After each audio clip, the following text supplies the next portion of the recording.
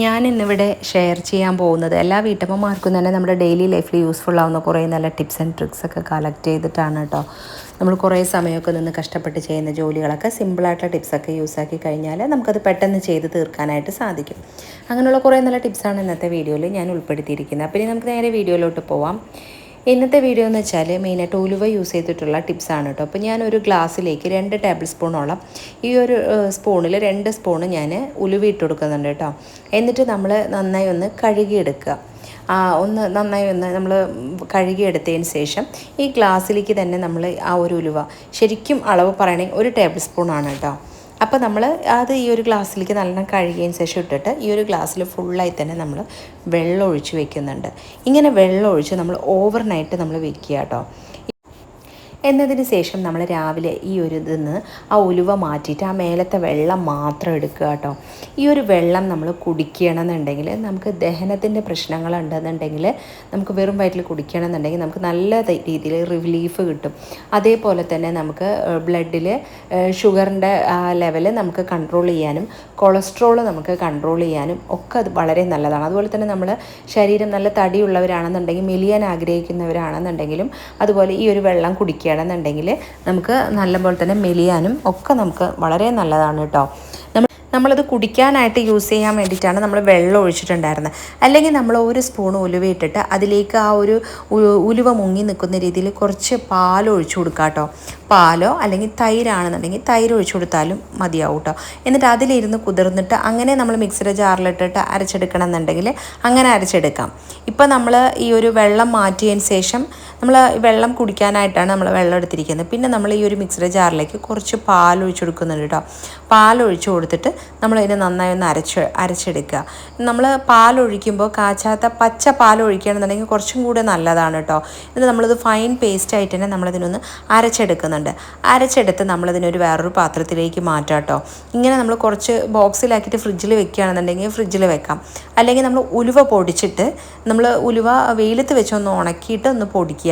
വറുക്കാതെ ഒന്ന് അടുപ്പത്ത് വെച്ച് ചൂടാക്കാതെ നമ്മൾ വെയിലത്ത് വെച്ചൊന്ന് ഉണക്കിയിട്ട് നമ്മളൊന്ന് പൊടിച്ചെടുത്തിട്ട് നമ്മൾ അതിലേക്ക് പാലോ തൈരോ ചേർത്ത് കൊടുത്താലും മതിയാവും കേട്ടോ. അപ്പോൾ ഇങ്ങനെ ഞാനിപ്പോൾ ഇതിലേക്ക് പാൽ ഒഴിച്ചു കൊടുത്തിട്ടുണ്ട്. ഇത് നമ്മുടെ ഫേസിലൊക്കെ നമുക്ക് അപ്ലൈ ചെയ്യാം. നമ്മുടെ സ്കിന്നിൽ, കയ്യിൽ, അതുപോലെ കാലൊക്കെ ടാൻ അടിച്ചിട്ടുണ്ടെന്നുണ്ടെങ്കിലൊക്കെ നമ്മളിത് അപ്ലൈ ചെയ്ത് കൊടുത്തു കഴിഞ്ഞാൽ നല്ല പോലെ തന്നെ ഫേസ് ഗ്ലോ ആവാനും നല്ല കളർ വരാനും ഫേസ് നല്ല ബ്രൈറ്റ്നെസ് ആവാനും മുഖക്കുരുവിൻ്റെ പാട് അതുപോലെ പിഗ്മെൻറ്റേഷൻ കണ്ണിൻ്റെ ഇടയിലുള്ള ഡാർക്ക് സർക്കിളൊക്കെ വന്നിട്ട് ബുദ്ധിമുട്ടുന്നുണ്ടെന്നുണ്ടെങ്കിൽ ഇതുപോലെ ഒന്ന് ചെയ്ത് നോക്കുക കേട്ടോ. പിന്നെ നമ്മുടെ ഫേസ് ഓയിലി ആയിട്ടുള്ളവരാണെന്നുണ്ടെങ്കിൽ ഇത് അപ്ലൈ ചെയ്യുമ്പോൾ കുറച്ചുകൂടെ ഓയിലി ആവാൻ അങ്ങനെ ഒരു പ്രശ്നം വരും. അങ്ങനെയുള്ളവർക്ക് നമ്മളിതിലേക്ക് കടലമാവ് ചേർത്ത് കൊടുക്കാം.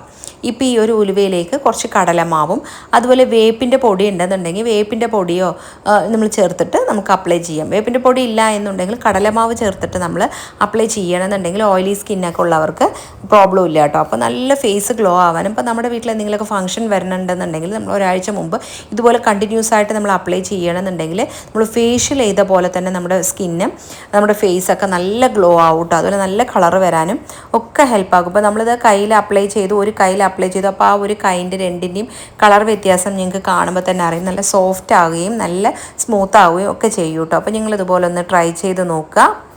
ഉലുവ പിന്നെ നമ്മൾ എന്നും ഡെയിലി നമ്മൾ കുക്ക് ചെയ്യുന്ന സമയത്താണെങ്കിലും കറി താളിക്കുമ്പോൾ ഒക്കെ നമ്മൾ ഉലുവ ചേർക്കാറുണ്ട്. പിന്നെ നമ്മൾ രസം വെക്കുമ്പോൾ ഉലുവ പൊടിച്ച് ചേർക്കാറുണ്ട്. ഇത് നമ്മുടെ ശരീരത്തിന് വളരെ നല്ലതാണ് കേട്ടോ.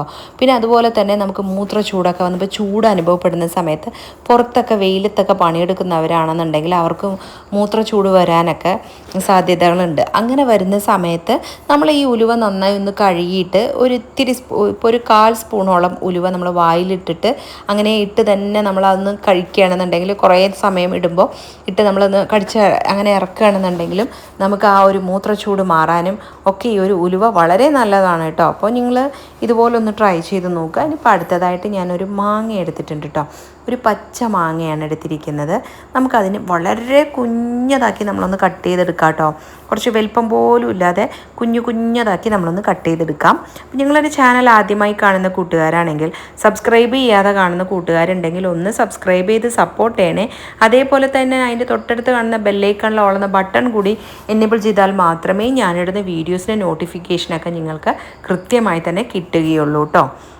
അപ്പോൾ ഇതാ ഇവിടെ ഞാൻ കണ്ടില്ലേ വളരെ ചെറുതായിട്ട് നമ്മളതിനെ ഒന്ന് കട്ട് ചെയ്തെടുത്തിട്ട് വരാം കേട്ടോ ഈ ഒരു മാങ്ങനെ. ഇപ്പോൾ നമുക്ക് വീട്ടിൽ കറി വയ്ക്കാനൊന്നുമില്ല, ഇല്ലെങ്കിൽ നമ്മൾ പുറത്തൊക്കെ പോയിട്ട് വന്നാൽ നമുക്ക് ചോറ് മാത്രം നമ്മൾ വെച്ചിട്ടുണ്ട്, അല്ലെങ്കിൽ ഒരു തൈര് എന്തെങ്കിലും കൂട്ടി നമുക്ക് തൈര് ഒഴിച്ച് അതിൻ്റെ കൂടെ ചെറുതായിട്ടൊരു വെറും സെക്കൻഡ് കൊണ്ട് നമുക്ക് ഉണ്ടാക്കാൻ പറ്റിയിട്ടുള്ള നല്ലൊരു റെസിപ്പിയാണ് കേട്ടോ. അത് അച്ചാറാണോ എന്ന് ചോദിച്ചാൽ നമ്മൾ വേറെ ഒന്നും ഇതിൽ ചേർക്കുന്നില്ല, പെട്ടെന്ന് തന്നെ തയ്യാറാക്കാനും പറ്റും, അതുപോലെ നല്ല ടേസ്റ്റുമാണ്. നമുക്കിതുണ്ടെങ്കിൽ വേറെ ഒരു കറിയും നമുക്ക് ആവശ്യമില്ല കേട്ടോ. അപ്പോൾ ഇതാ ഞാൻ കുറച്ച് നല്ലെണ്ണ എണ്ണ എടുത്തിട്ടുണ്ട് കേട്ടോ. നല്ലെണ്ണ എണ്ണ എടുക്കാനായിട്ട് ശ്രദ്ധിക്കുക. നല്ലെണ്ണ ഒഴിച്ച് അതിലേക്ക് കുറച്ച് കടുകും കുറച്ച് ഉലുവി ഇട്ടിട്ട് ഈ കുഞ്ഞതാക്കി കട്ട് ചെയ്തിട്ടുള്ള മാങ്ങയും കൂടെ ചേർക്കുക, കുറച്ച് കറിവേപ്പില ഇട്ട് കൊടുക്കുക. പിന്നെ അതേപോലെ തന്നെ പൊടികൾ 1 സ്പൂണോളം കാശ്മീരി ചില്ലി പൗഡറും അതുപോലെ കുറച്ച് മഞ്ഞൾപ്പൊടിയും ആവശ്യത്തിനുള്ള ഉപ്പും കൂടെ ചേർത്ത് നന്നായി തന്നെ ഇതിനൊന്ന് മിക്സ് ചെയ്തെടുക്കുക. ഇത്രയേ ഉള്ളൂ കേട്ടോ. നമ്മൾ ഈ ഒരു ഹൈ ഫ്ലെയിം തന്നെ വെക്കുക. നമ്മൾ ജസ്റ്റ് ഒന്നിങ്ങനെ ഇളക്കി ഈ ഒരു മാങ്ങ ഒന്ന് ജസ്റ്റ് ഒന്ന് ഇതായി വന്നാൽ മതി. മാങ്ങ നല്ലോണം വേകണമെന്നൊന്നുമില്ല, വളരെ കുഞ്ഞതാക്കി അരിഞ്ഞതുകൊണ്ട് ഈ ചൂടിൽ തന്നെ ഈ ഒരു മാങ്ങ നല്ല പോലെ തന്നെ ഒന്ന് ഇതായി വന്നിട്ടുണ്ടാവും കേട്ടോ.